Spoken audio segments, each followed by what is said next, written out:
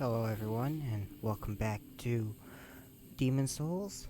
When we last left off, we had finished the first level of Latria. There's a couple things I failed to go over as I started to rush near the end. First off, Baby's Nail. This dagger, laced with plague, is curved like a talon, often wielded by women and children in assassinations. Even among specialized weapons, this is a particularly dreadful choice. This weapon was located behind the altar of the Fool's Idol boss room, and it is highly suggested that you pick this up before you finish the boss fight, as uh, if you do not, for when you return, you will have to kind of hug the wall very closely as not to trigger a cutscene in which the gargoyles come down and pick you up and carry you up to the second area.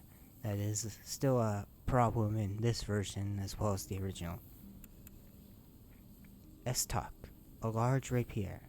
Rapiers boast great damage despite their narrow attack range, performing well against metal armor and hard scales in particular.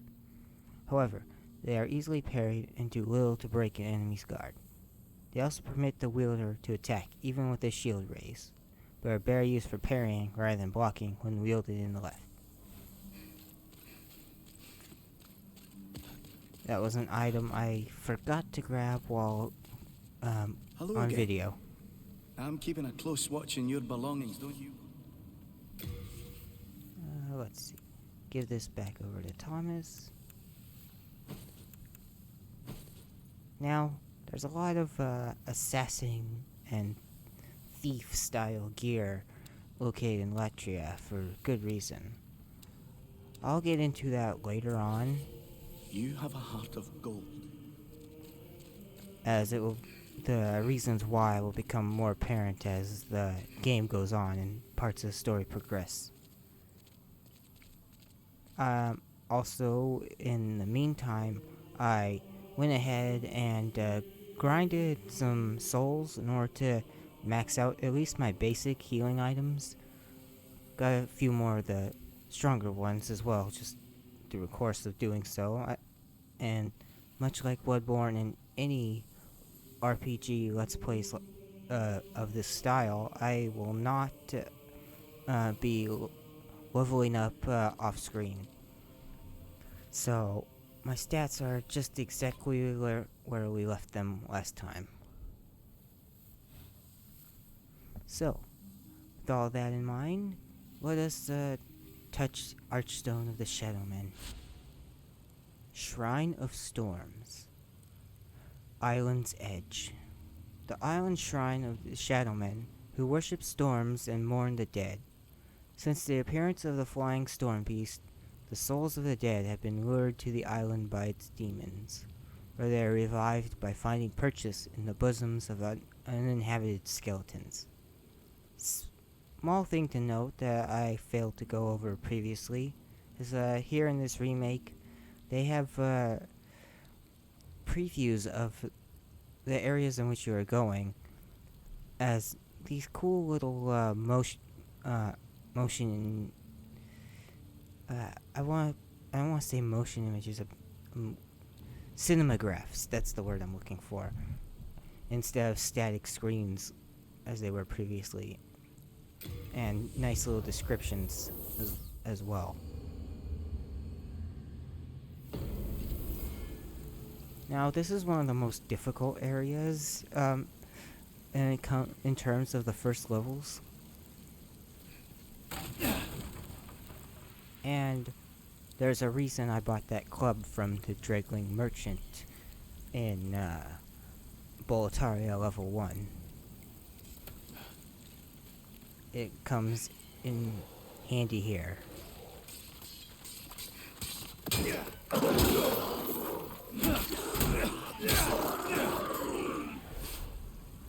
As skeletons, which this place is primarily inhabited by, are significantly weaker to blunt weapons than they are to slashing or piercing.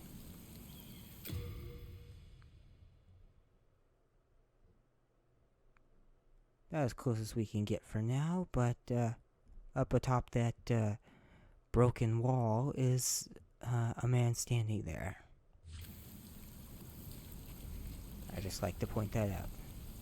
And something greatly appreciated in this remake, the Shrine of Storms is actually raining, as you can see. As well as YouTube will let you see. I'm not recording in 4K, so I hope it comes across, at least somewhat. So, in the original PS3 version, this was not happening. I'm sure it probably would have been a lot more work than it was worth with the given budget and time. So it was kind of just mostly for it was mostly overcast.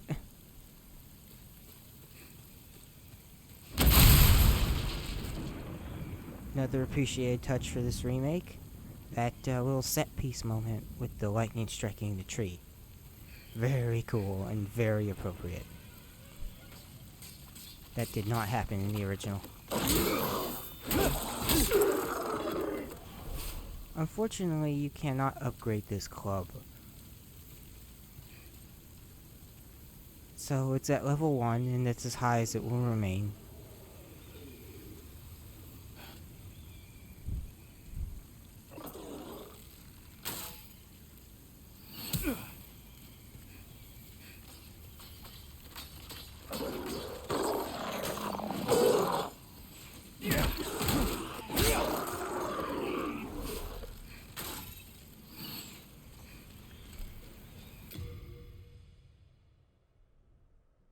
Get a nice look at these skeletons here.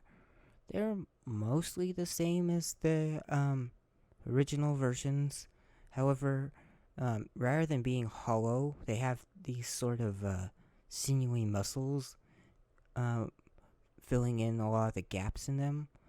The originals were hollow, while the remake, I was actually looking on ArtStation, and some of the artists at Blue Point were talking in depth about how it didn't read well initially when they tried to stay closer to the originals with absolutely nothing inhabiting the bones, and they opted to fill them with the muscles and sinew there because it was much more it looked much better visually when in motion, as well as when contrasted with the sort of shiny texture on their bones. And I also think it just looks nice too. I mean, it's not terribly different visually, but it like the description says, it really filled them out and gives them a little bit better of a presence. I also like the detail on all these cloths that are wrapping them. And as the location information said, these are skeletons of warriors of this Shrine of Storms that are now inhabited by demonic souls.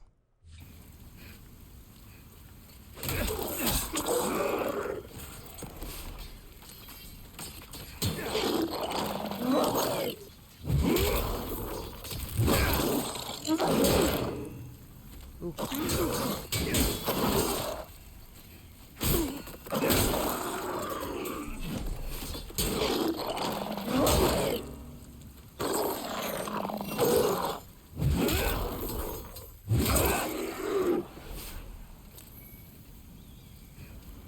If you did not get a club weapon, either starting out or by speaking to a Dragon merchant, who after you finish the first level moves on to this second part of Boletaria, you can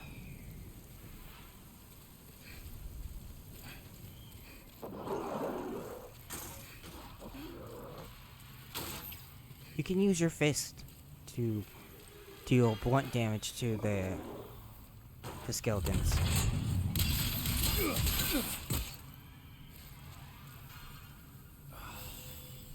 Trap there. Either roll through it or raise your shield for it. Now, before we go down that route, let's deal with these guys up here.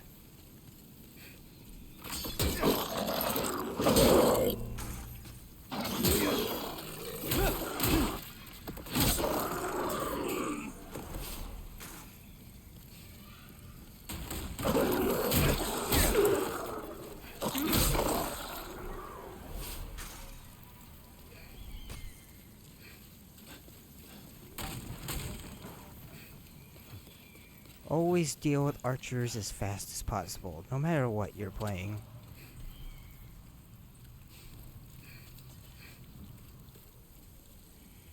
Now, down this route is a very particular weapon that is incredibly useful in Stonefang. Here we have a black katana skeleton. It is much like the others, except it is black and it hits significantly harder. And the others hit hard enough already. And it has a lot more health.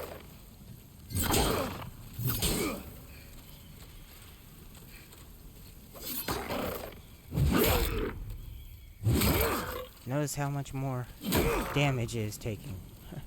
This might take a minute.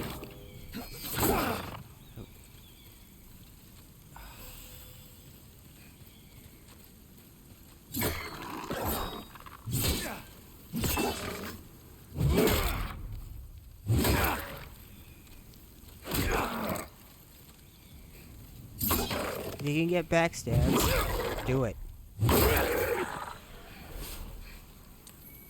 Bladestone shard, and here is the prize. Crescent Falchion +1.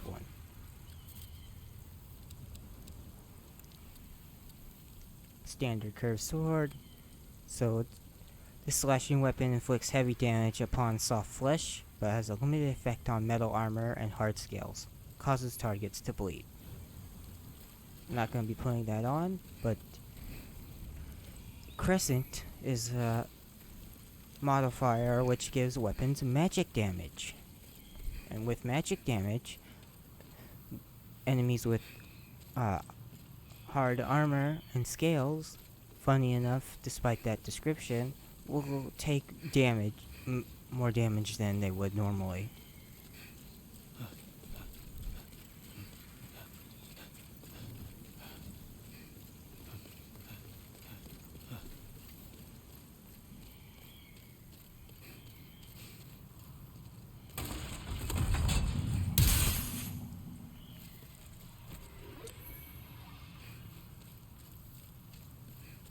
Copper key.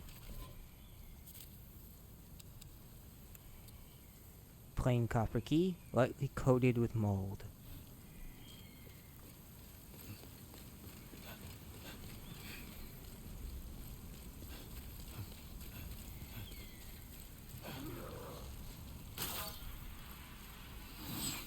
And of course, down there, we have a familiar face. Vanguard Demon. No particular reason he's here. He's not connected to the lore of this area in any significant way. Where am I? Okay.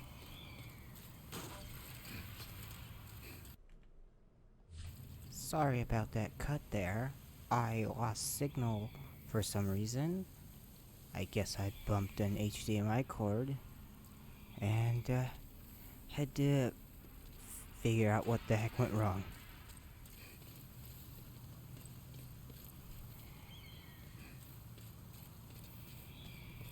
Anyhow, as I was saying, Vanguard Demon seems to have no particular reason for being here. Now, we could go face him head on, but I suggest not to do that. I'll show you why.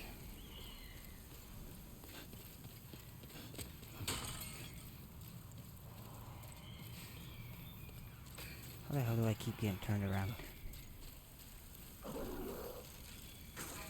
Not only do you have the archer up there pelting arrows at you,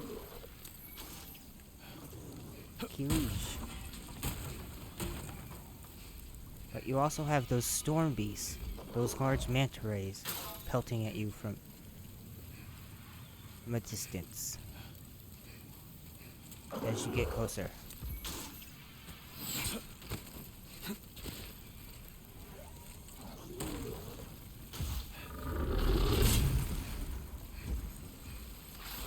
As you can see, thankfully that wall blocked it. Instead, it's best to go this way. So if you didn't kill Vanguard in the tutorial, you have a second chance. However, the rewards will not be quite as great. You will not be transported to the unknown egress, to be murdered by the dragon god and get all those other souls and other goodies.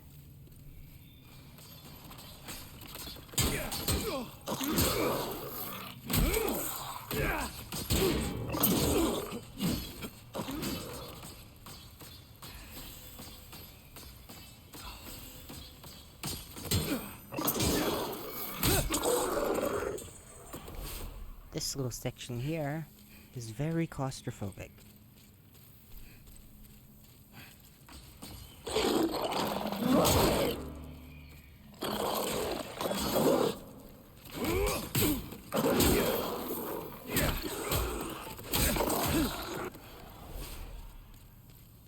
Let's go upstairs and deal with that archer.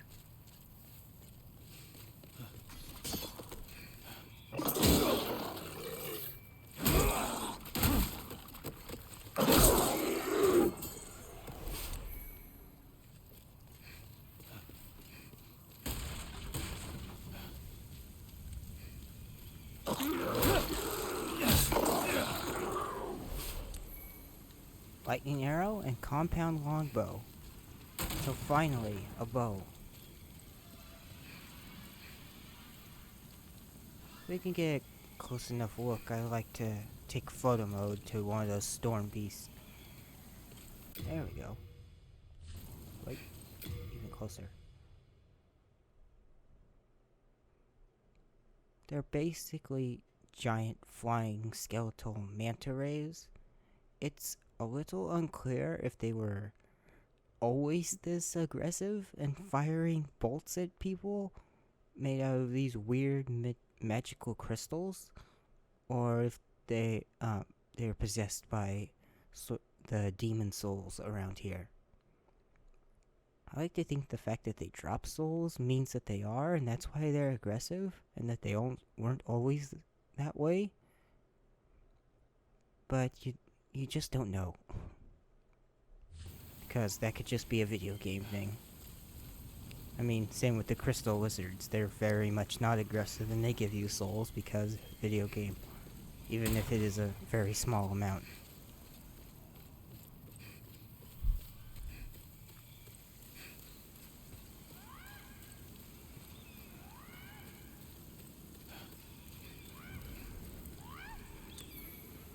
Guide of Guidance. You scary. Give sparkly me. Give twinkly me. You trade. Give me sparkly twinkly. You scary. Give sparkly me. Give twinkly me. You trade. Give me sparkly twinkly. And that is Sparkly the Crow? I kinda get their names mixed up, but I'm pretty sure that one's Sparkly. Well, let's see. I think I can give them this one. I hardly ever use this. Sparkly, happy. Oop. Yeah. You can tell because I do not, I was hoping that they, Sparkly, happy, happy. that they modernize this a little bit. Unfortunately, it does not appear so. So, let's, exit game and hop right back in.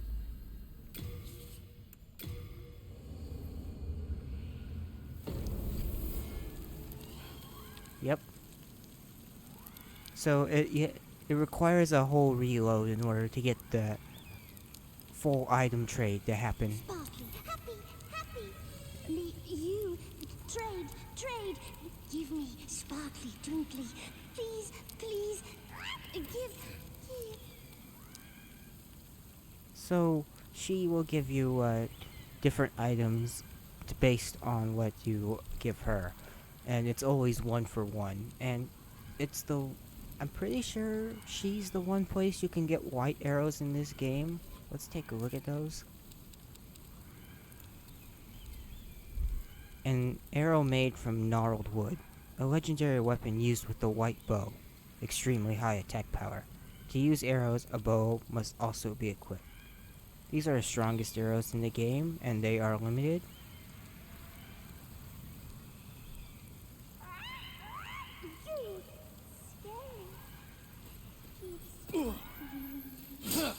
Oh.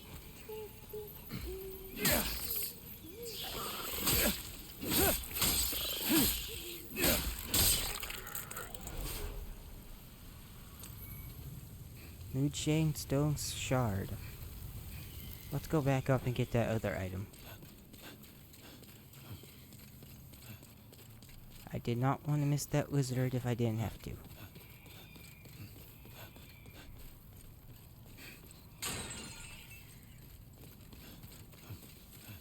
In Dark Souls 3, it's been a while, but I'm pretty certain by that point it's modernized to where you do not have to forcibly reload the game.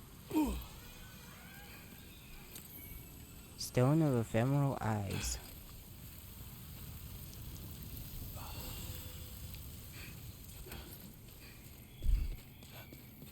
In order to get your trade item, you just drop what you're supposed to and get it immediately. Now, Shrine of Storms is the only set of areas in this game with magic walls.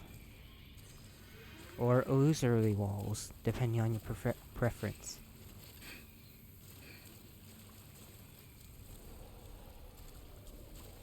I prefer illusory walls. Now right here is a bit of a trap. There's a skeleton on each side.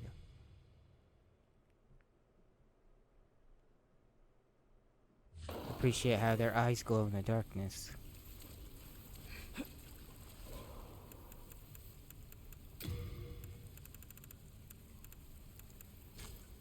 If you have soul remains, which sometimes drop from the other skeletons,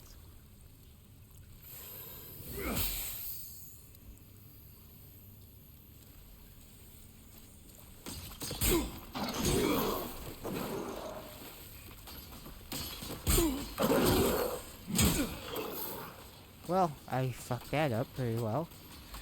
You can use it as bait to draw them out and distract them for a few seconds.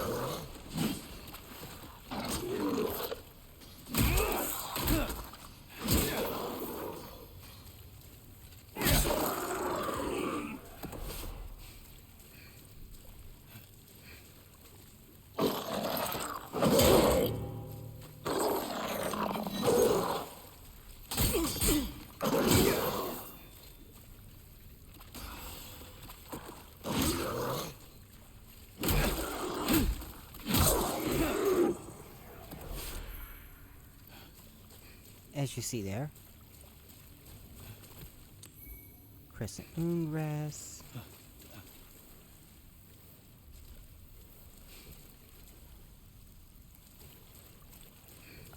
Making sure there's no way to talk to him before opening this. Used copper key. Phew. You saved me. Heavens, I can't believe I fell for that trap. I suppose I owe you now. I'm Blige, a grave robber. It's thanks I can provide you with useful goods. Who couldn't do with a little help down in these parts? This shrine was used in a ghastly ritual by an ancient tribe. They have long perished, and now the demons have put the souls to work. At least here you're killing things that are already dead, like skeletons and shadow lurkers. That's what I like about this place. Better than killing those poor, soul-starved humans, right? Better than killing those poor, soul-starved humans, right? Something you have to like about Grave Robber Blige, he's a grave robber, but he does not feel great about killing people. So he has a little bit of morals. Let's see. Half Moongrass, Late Moongrass, much better recovery, fresh spice, Cloudstone Shard, a shard of green ore that occurs between clouds, useful for fortification of shields. Blocks light, increasing the shield's capacity to block magic. Shields can be fortified by Cloudstone up to level 5. Scimitar, small curved sword, inflicts heavy damage upon soft flesh, but has limited effects on metal armor and hard scales. Falchion, short bow, small bow, the most basic of range weapons. Use a bow. Long bow, large hunter's bow with longer range than a small bow. Leather shield, arrow, wooden arrow, leather cap, leather hat favored by outdoorsmen, particularly hunters. Leather armor, barbarian clothes, made from various pelts. The weathered furs provide no protection from harm. The crude stitching originates from a primitive civilization. So that's for the deprived class. Same with these. And back up to Half Moongrass. I'll buy a couple of those, just to have. And one of these, because why not? Satisfied? I'll have more for you next time. May we have a long and fruitful relationship. And notice how he says he fell for a trap. Got locked in here. Which reminds me, not that specifically, but weapons. A large composite bow, fortified with materials other than wood. Requires strength to wield, but deals significant damage. To use a bow, arrows must also be equipped. When arrow is ready, user may aim carefully with L1. Let me see if I can even wield that properly. I mean, of course I have to use 2 hands.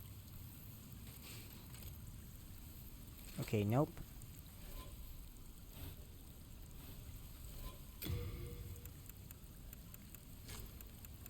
What stats am I lacking?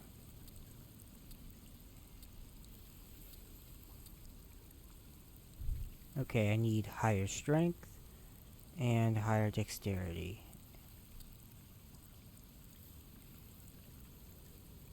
Oh wait, I have the strength, I do not have the dexterity. So that's 2 more levels in dex. I can get that by the time I need it, so I'm not going to purchase another bow from him.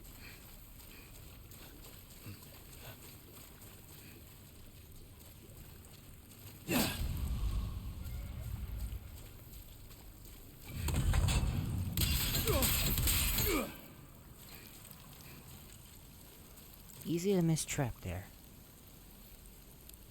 And now you're behind the Vanguard Demon.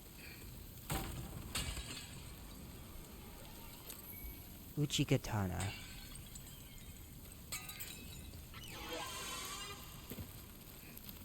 That screeching sound you hear is the storm beast up ahead, overhead. We didn't look at the College either.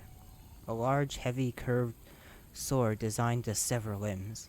This slashing weapon inflicts heavy damage upon soft flesh, but has a limited effect on metal armor and scales, causes targets to bleed. Katana, a finely edged katana forged in a distant land, with a long black blade that is heavier than it appears. Has an extremely powerful attack and causes bleeding, but is fragile and easily nicked. More and more dex weapons. Even though you're fighting him here, they can still target you.